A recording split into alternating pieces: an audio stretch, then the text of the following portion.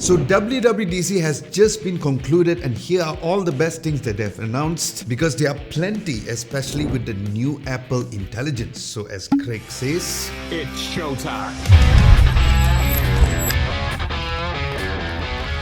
so let's start with what's new on Vision OS 2. First, there are those spatial photos, those 2D photos that you have.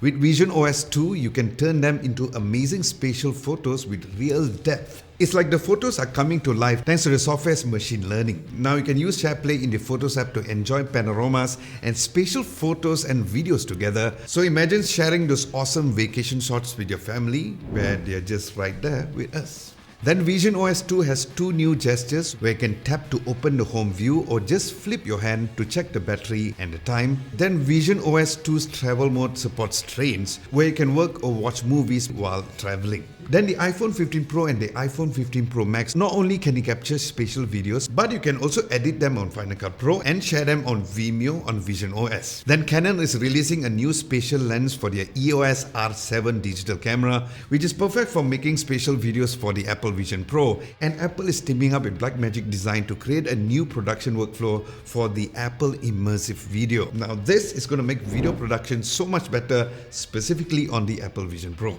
Finally, the Mac Virtual Display can now expand to an ultra-wide view, so it's like having two 4K monitors side by side. So just imagine the workspace. But here's the extra good news, not for us Malaysians, but our neighboring country, Singapore, as it will be available for them, China and Japan on the 28th of June, and for Australia, Canada, France, Germany and the UK. So hopefully, Malaysia's next, huh?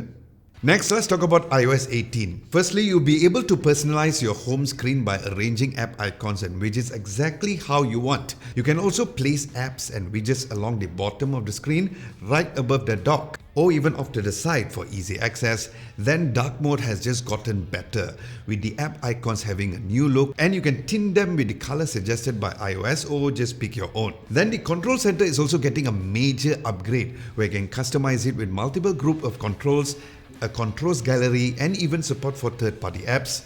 As for privacy controls, you can even have more ways to control app access by locking apps with Face ID, Touch ID and even passcode, and hiding apps in the hidden folder. Then pairing accessories has also gotten easier to make it more private, and it is the best way to keep our devices secure while connecting to accessories. Then the Messages app are also getting some sweet upgrades too. There are unlimited tapbacks with any emojis or sticker, message scheduling, text formatting and some cool text effects too. Then have been some updates on the Mail app too, with on-device categorization to sort messages and stay up to date. Plus you can even manually categorize them too. Then the Wallet app, which I use daily, is also getting even more useful. That's the Tap to Cash that makes cash exchange quicker and private, where you just have to hold two phones together to transfer cash. And event tickets are also getting a new look with better event guides too.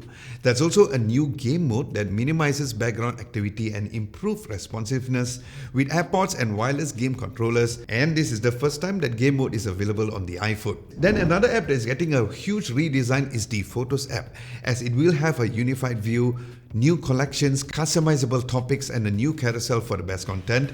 It will also have auto-playing views at the top and collections sorted by time, people, favorite, memories, trips and more. You can even reorder the collections the way you like and swipe right to view photos marked as favorites. Then the reminders are also integrated in the calendar too, making everything in one place, so that was convenient. Then as for audio and home enhancements, there was this super cool non-verbal Siri interaction by nodding your head yes or shaking your head no when getting a phone call. Then to enhance call quality like the iPhone, there'll be the voice isolation for the AirPods Pro as well, perfect for windy conditions, background noise removal to give that overall crystal clear voice. Then Apple is also expanding the personalized spatial audio to include gaming, enhancing the immersive experience, with Need for Speed Mobile being one of the first titles to support that. Then as for Apple TV, there's the new feature called Insight that allows you to quickly identify songs and the actors in Apple original shows and movies by swiping down on the screen. There will also be an enhanced dialogue for tvOS that uses machine learning for greater vocal clarity, supporting TV speakers, receivers, AirPods and other Bluetooth devices too. Then Apple TV will also support 2:9 projectors as well for a wider aspect ratio.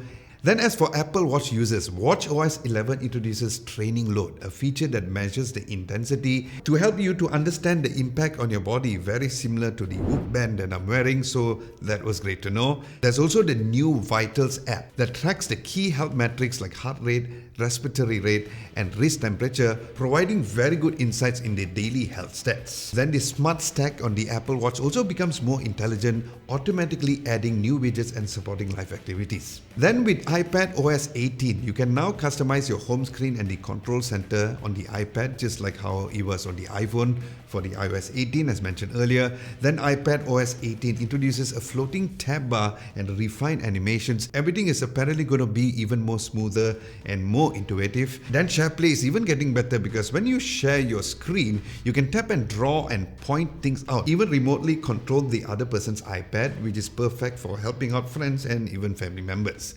Then there's also the Math Notes, where you'll be able to write down expressions using the Apple Pencil, and it will update the results live, summarizing things up, and you can sum everything up by just drawing a line below the numbers.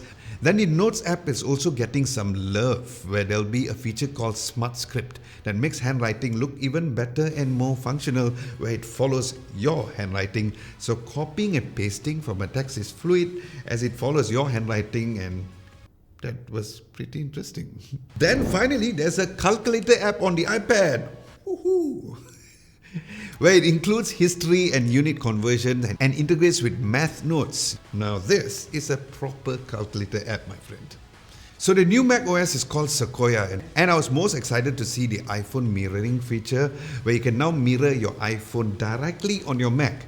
Now this means that you will have full interaction with the iPhone wirelessly, which is perfect for times where you need to use your iPhone's app, but you want a bigger screen experience. So you'll be able to interact with iPhone apps using the Mac trackpad and keyboard, making things so much easier. Then the iPhone notification will also show up alongside the Mac notification, where you'll be able to interact with them directly from the Mac. And while using the iPhone's mirroring, the iPhone screen will stay locked to prevent any unauthorized access. So yes, combining the power of the Mac and also the convenience of an iPhone is a game changer, as this is going to be making multitasking so much smoother, where you can edit videos on Final Cut Pro on your Mac and then transfer them directly to your iPhone super easily too. Then the window arrangement is also getting an upgrade, where you have the automatic tiling suggestions with new keyboard and menu shortcuts to make everything more efficient.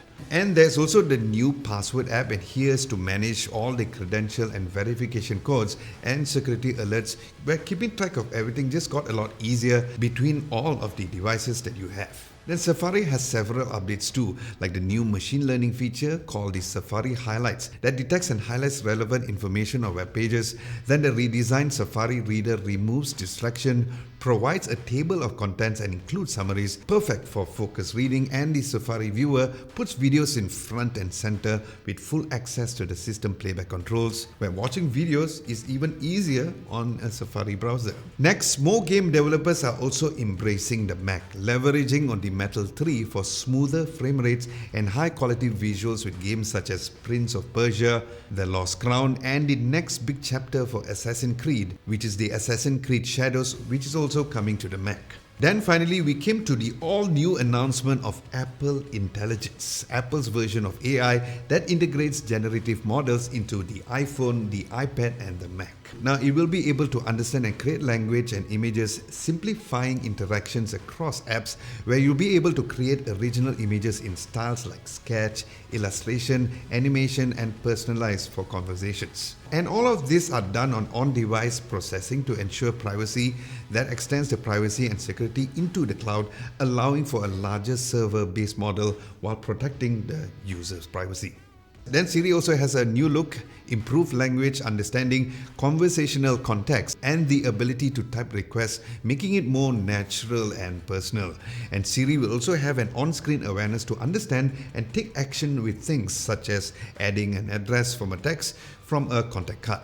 Siri will also have a system-wide writing tools like rewrite, proofread and summarize to help you communicate even more effectively by offering different versions, tones, adjustments and summaries. Then there's also the Smart Reply in the Mail app for intelligent response suggestions based on the context of the email, making it easier to RSVP or answer questions very quickly. Then Apple Intelligence can also understand the context of the notification and surface the most urgent one on top, making it easier to stay on top of the important messages. Then there's a new focus mode called the Reduce Interruptions that might need immediate attention, helping you to stay present and focus. Then a cute little feature called Genmoji allows you to create custom emojis, providing a more personalized way to express emotions in messages, and the image playground can create playful images quickly and easily, and all of this is integrated in apps like Messages, Keynote and Pages as well.